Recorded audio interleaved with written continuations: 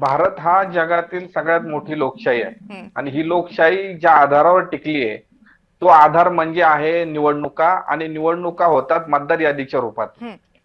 मग जर का या मतदार याद्यांमध्ये बोगस मतदार, दुबार मतदार अशी जर प्रचंड संख्या असेल तर ह्या निवडणुका पारदर्शक पद्धतीने होऊ शकत नाही, ओके. हे सगळ्यांचं म्हणणं आहे. हम्म.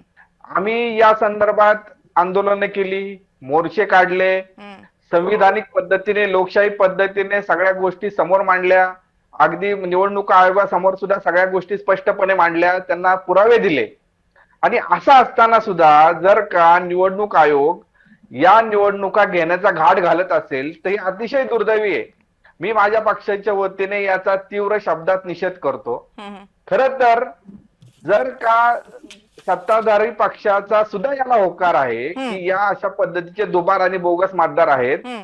तर निवडणूक आयोग सातत्याने काय सांगतंय की 31 जानेवारी 2026 पर्यंत निवडणुका घेण्याचे आदेश माननीय सर्वोच्च न्यायालयाचे आहेत. हम्म. मग निवडणूक आयोगाने सर्वोच्च न्यायालयाकडे जायला पाहिजे होतं ना. हम्म.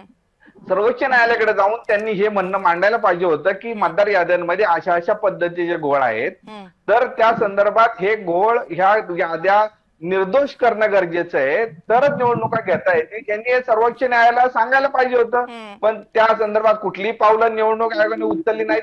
यांनी ओके. थेटपणे निवडणुका जाहीर केल्यात. हम्म. तर हे अतिशय दुर्दैवी आहे आणि या निवडणुका कशा पद्धतीने होणार हे सगळ्यांना कळतंय आणि यातनं काय निर्णय घ्यायचा हे बरं. भविष्यात आम्ही ठरवू त्या पद्धतीने. ठीक आहे.